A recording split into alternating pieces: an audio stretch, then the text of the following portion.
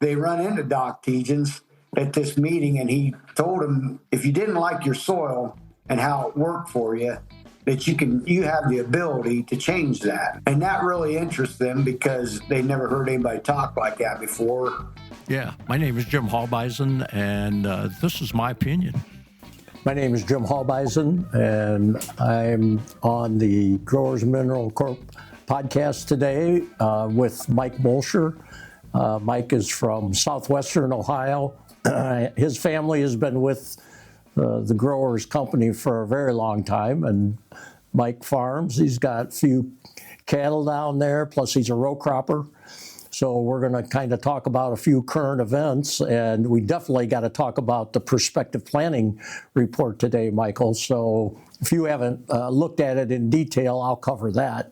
So I have not. I'm just going to let you chat away about what you know the most about your farm, and then I'll kind of fill in the blanks for you at that point. So she's all yours, Mike. You can talk about what you think is key.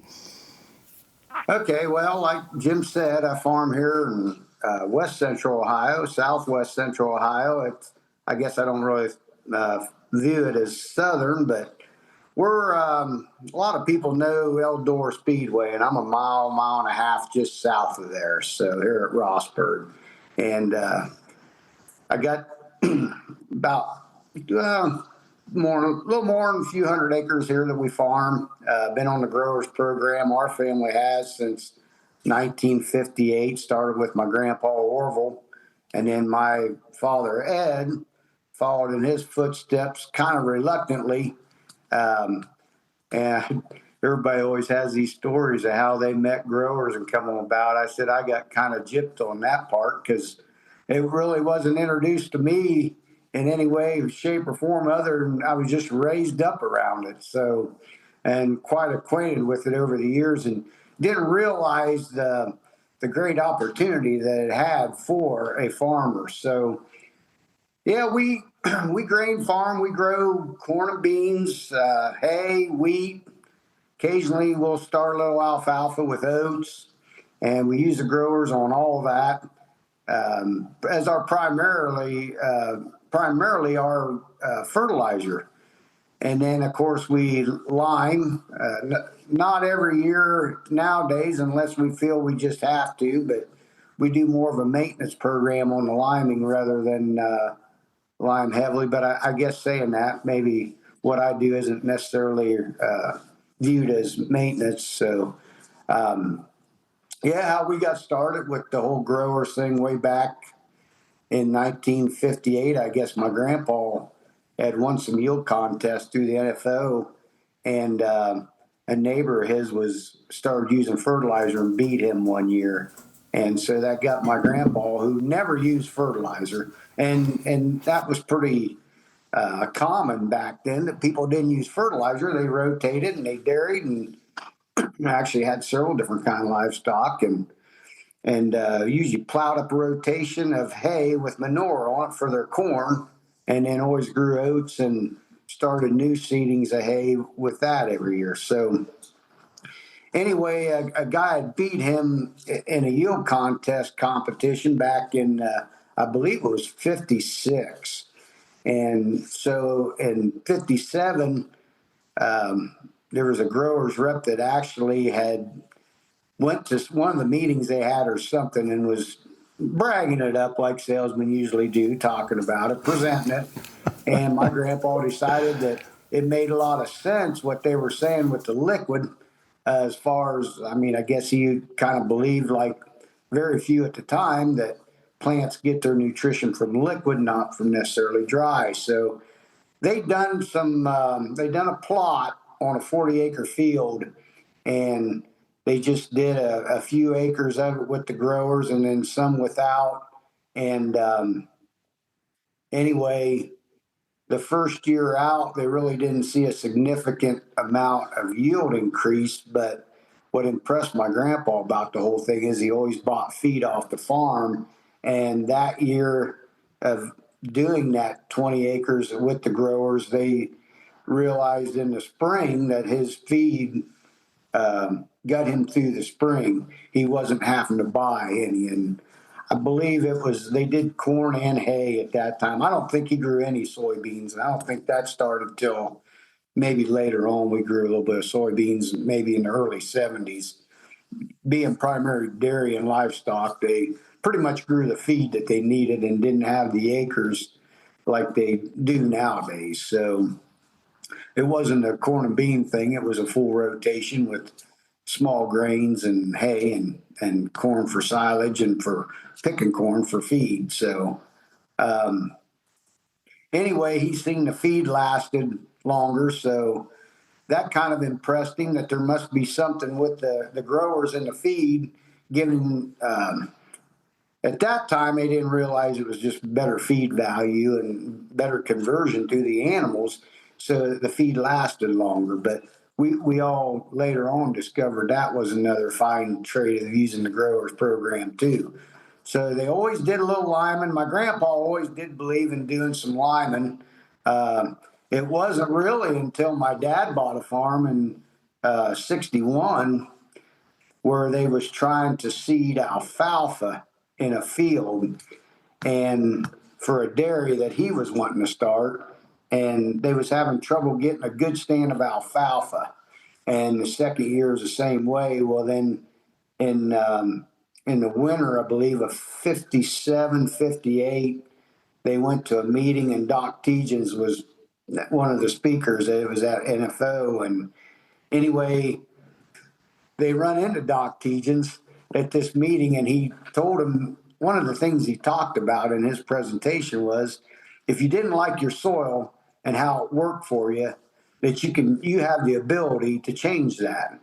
And that really interests them because they never heard anybody talk like that before with what they knew about fertility and agronomy and such, that usually had good dirt, bad dirt, and whatever you had to work with it. So they was intrigued by that, and my dad had confronted Doc about these fields that he had tried growing alfalfa on this farm and was having a terrible time getting a good germination and stand.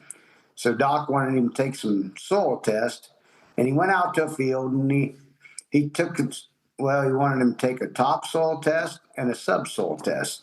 The topsoil test was hard, but the subsoil test was even harder. He said he broke the probe off trying to drive in the ground with not a sledgehammer, but a 4-pound hammer. So he sent the samples off, and when Doc got them all looked at and everything, they said, well, your fertility was fine. Fertility wasn't the problem with the field. He had needed limestone spread on there. And at that time, my dad reluctantly, or he really just disagreed with him for the simple fact was that he had high pHs, and he had 8.3 pHs in this particular field. And under no circumstances was he wanting to lime because his pH would get to be 14, because Doc recommended he put 8 ton of lime on the subsoil and 8 ton of lime on the topsoil. So my dad and him kind of went back and forth through that winter before they ever got into spring. And finally, Doc told him, hey, whenever I met you, you had this problem. He says, you can keep doing what you're doing, or you can take somewhere out there and do an area, a couple acres or whatever you would like, and do what I say and compare the results. And well, Dad thought, you know what? That don't sound like a half bad deal. We'll just do that. And so they took a 10-acre field and they did 4 acres of it. And they did exactly what Doc had told him. And he had put 8 ton on, and then they plowed the field and then put 8 ton on the top surface. And then they did that whole 10-acre field with, worked it down, seeded oats and alfalfa in it. And anyway, that spring where he had put the lime on, he's seen a tremendous stand of alfalfa. So he's real happy with that. Say, hey, Mike, what did Doc tell Ed about the lime itself? I mean, you know, your dad was worried about the pH. Well, how did Doc counteract that? What did he tell him? Well, Doc explained to him how pH works in your soil, that it's a weak alkaline, and it does not control the pH like it was believed to be. You know, it had more of a neutral pH. So, you know, by actually putting lime on there, he was not going to make his pH higher. If anything, he would bring it more to neutral. And of course, my dad had some courses in agronomy, and he didn't never heard that and did not believe that to be true. But there again, and even to this day, we still talk about people doing this on your own farm, seeing it for yourself, and seeing how it works. And so they did that and grew a good stand of alfalfa where they put this lime on. Well, the next thing was he knew that when he tested that pH later on that year, that it would show. This was in 61, by the way, by then, at like late fall 61. He was pretty sure the pH of that field would be, since it was 8.3 before he limed, and he put all that lime on 16 ton, that pH would be up there in the 10 to 14 range. And anyway, they went in there in August of the following year, took soil samples and sent them off again. And when them tests come back, that give him the shock of his life because he had a pH of 6.4. Right. And Doc explained to him how calcium works in your soil, limestone, that whenever your pH is low, it doesn't take as much lime to bring that pH up to a neutral area as it does if your pHs are high. It takes a tremendous, depending on what's driving that pH, it takes a tremendously more amount of calcium to bring that pH down. So that really made a believer out of Dad, and anybody that ever knew my dad knew how hard he promoted the lime, because lime in itself just does a tremendous amount of things in that soil. Besides being good for crops and being good for your soil and the chemistry of the soil, it's just, it introduces oxygen in there. It's so beneficial. And then, of course, the other part of it is getting you depth of rooting, getting that rooting in your soil like you desire, or everybody desires, and everybody tries to do that with a tillage program. We were actually doing that with both tillage and with the limestone. So, hey, Mike, that calcium deal, if you study calcium in the chemistry lab, it's called amphoterism.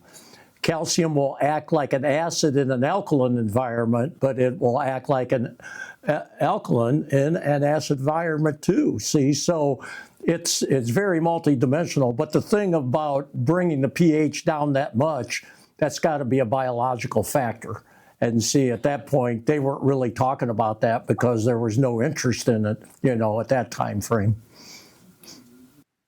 well, yeah. And, you know, and still actually to this day, that's one thing I still hear everybody growling about, is how high their pH is going to get. And I get on some of these forums occasionally and read them where they talk about, oh, that growers, you put that lime on like that, it's just going to lock everything up. Well, that has not been our experience at all. In fact, over the years, we're still liming. And just last fall, I did a field that it's probably not been limed for 10, 15 years. I put 10 ton the acre on it. And the only people shocked by that was my neighbors driving by.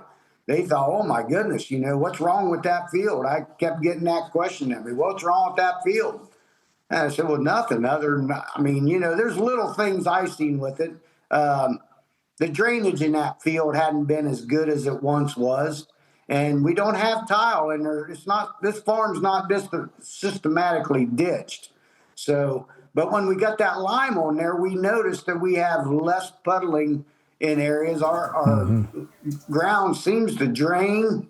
Actually, the philosophy behind, or the science behind getting this soil opened up, flocculated, and getting that porosity in there is to get that water down. So things like bad drainage in a field, just poor crop response to any kind of fertilization, or maybe the feed we don't feel is as good as it could be, and we've not limed in a while. Them's the indicators we use to determine whether we need limestone or not. Not no soil test. I do soil testing for people because they would rather me do that. And occasionally I do it on my farm for more or less just for, I say shits and giggles, but anyway, it is kind of interesting to see, what you can grow with what the soil test says you need. I hear many people over the year have talked about, well, their soil test looks good, so all they got to do is get out there and farm this year. And a lot of them put on more fertilizer than what we do in a whole given year to grow a crop.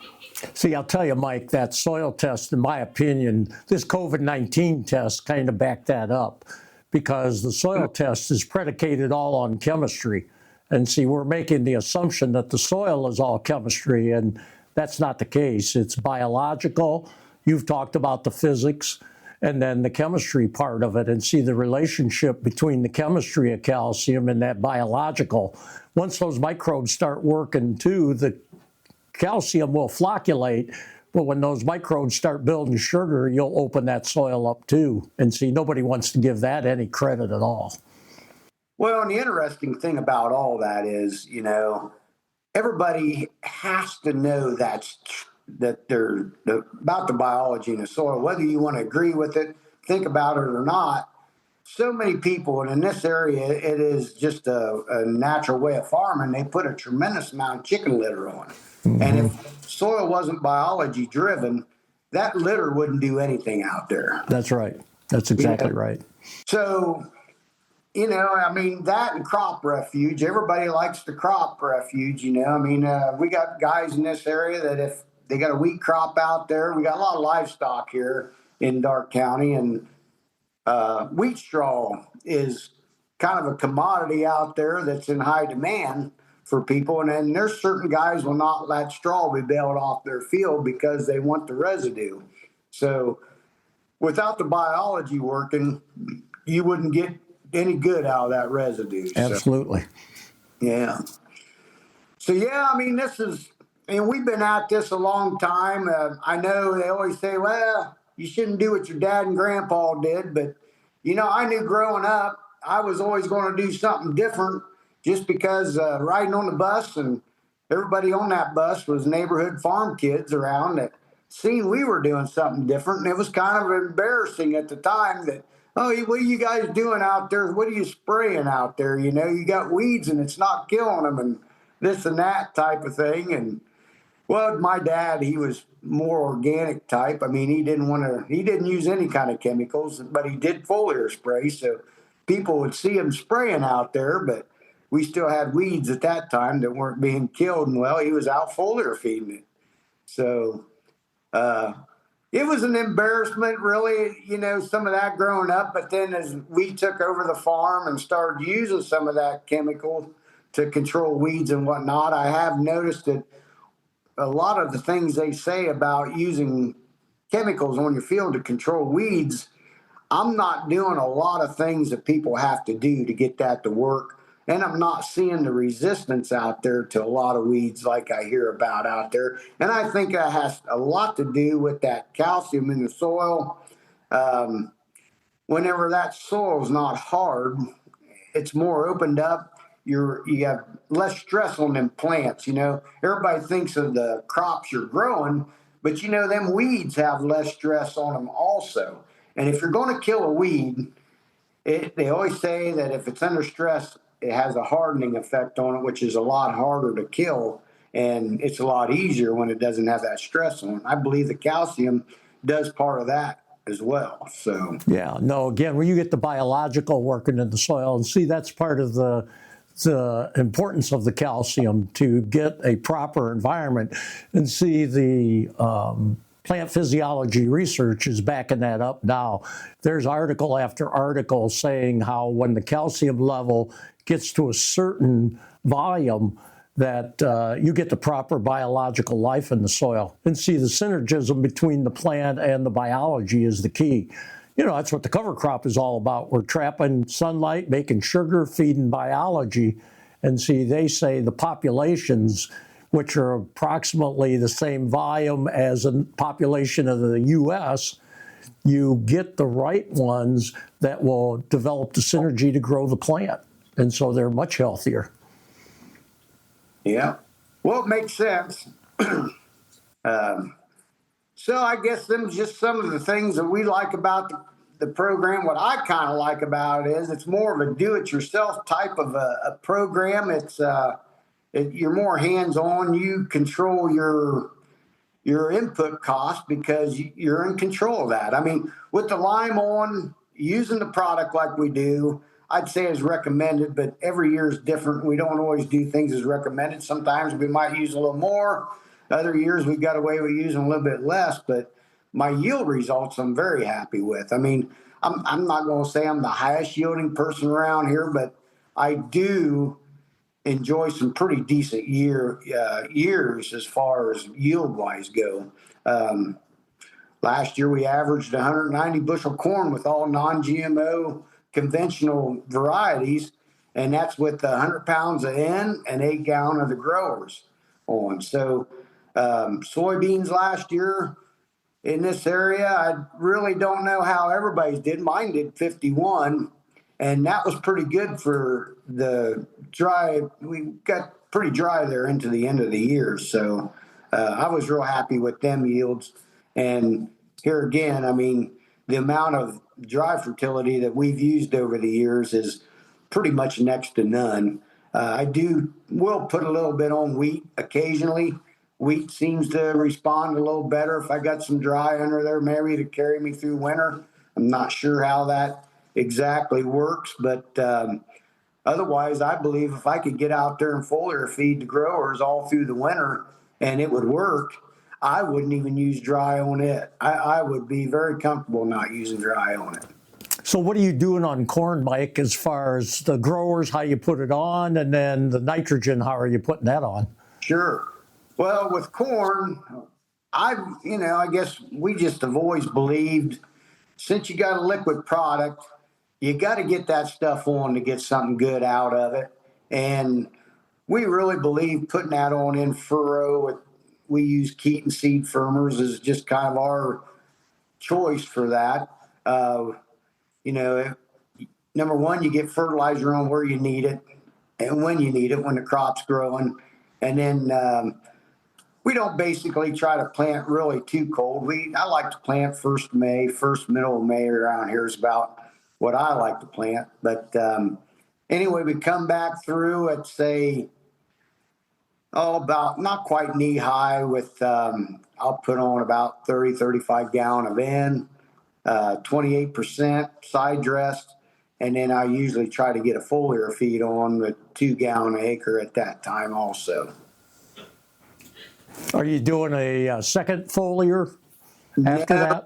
At one time, I had a neighbor who would fly it on with a plane, and actually, I liked that a lot better. What we did then, I would just put in furrow on, and then at pre-tassel, we would fly 2 gallon on with the N8 product. I gotcha. And that was a good program. And I may go back to that if I can find somebody that'll fly it. And just right in this area, about the only thing you can use right now that is available is drones. And so what are you doing how much are you doing in furrow then? I like growers? to put 6 in furrow. That's just what I like to do.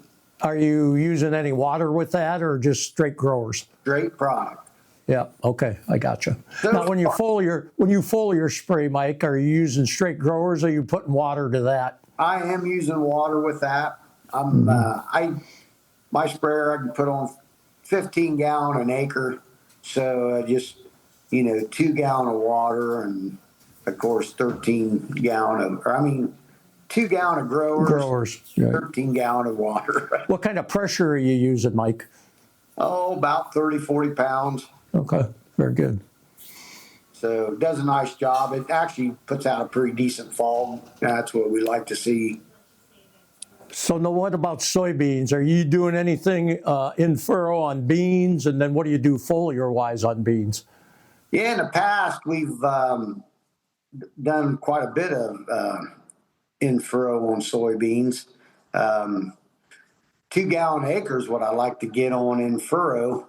2 years, I've had 2 or 3 years now that my kit on my drill, the electric pumps and me just don't get along. And my pump quit on me one year halfway through the planting, and I never went and put any more soybeans on within furrow. I just foliared the whole 6 gallon on in three different times through the year. And actually, even last year with the 51 bushel yield, that was all foliar. That wasn't nothing in furrow. That was all done with foliar feeding. What's the timing on the foliar on beans? No, I mean, a situation like that where I didn't get it on at planting, the first time the beans really start to show some coverage where they get some good leaves on them, I'll go out and spray it, usually before the first flowering. And then usually about 14 days later, they'll start getting some flowers on them, and I'll go in there and spray them with 2 gallon and full rate NA, which is 1 gallon of 15 acres. That's what Dad did. That's what I do. And then the last time over, I'll just hit them with 2 gallon straight grower. Well, with that same rig, but 2 gallon again. What do you do? What's your row spacing? 15-inch. 15 on beans? I went to 15-inch here about 5 years ago, maybe. So you using a drill or you got skip row? Yeah, I'm using a drill. Are you? Okay, you just plug every other hole is what you've been doing? Well, yeah, the way that one's set up, it's on 7.5, and then I plug every other. You plug it, right? Because I assume you're drilling your oats and you're putting your seeding on with your drill too. Right. Well, one of the reasons I went that way was for soybean canopy and less weed control. That's what they claim. And you get with the 15-inch rows, you get more air through your rows, and that helps with disease pressure, which, I mean, I don't know if I really have a lot to say about disease pressure. I'm not really seeing it right now. The other thing I like about it is when the combine's done running in the fall, if we want to put weed on, I don't usually work the ground. I just go right in behind that combine and drill my wheat. I gotcha. So now last year is the first year that I went to a squeeze pump on my drill, and I put 3.5 gallon on my wheat when I seeded it. So we'll have to see how that works out. This will be the first year I've done that way. And then I plan to do all the soybeans this year with that same setup. So what are you doing tillage-wise on corn and beans? Are you no-tilling or you do some tillage at all? Yeah, we do a little bit of everything. I do. Because I usually plow up something like clover or hay, I will no-board plow that.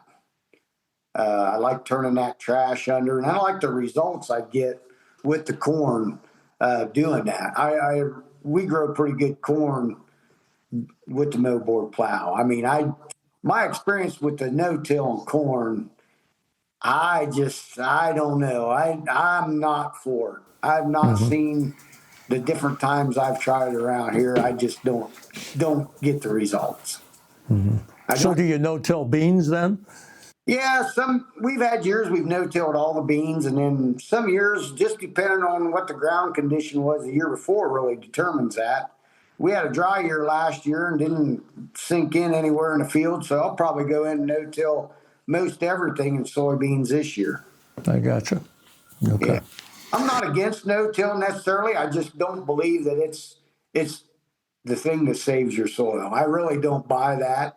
I don't, because I have neighbors around here that are all 100% no-till, and cover crop too, as far as that goes. And I see a tremendous amount of water erosion in them fields, and not to mention they're always looking for some new kind of thing to use to get better results or to have less problems. They're always on this, whatever the next newest thing is. I guess that's the pressure we don't have to fall into. Yeah. Well, your cover crop, I mean, they can't compete against that alfalfa. So that's really your premier cover crop, in my opinion. So, hey, we didn't talk about cattle or anything, so we're going to have to hold that and do it at another time. We don't want to get too long so guys go to sleep on us. So I appreciate it. Did a great job, Michael. Okay, well, there's so much more a person can talk about, I guess. Oh, yeah. No, we'll get back and we'll do her again. All right, sounds like a plan. Appreciate it, Mike. Yep, take care. You too. This podcast has been brought to you by Growers Mineral. Please visit growersmineral.com.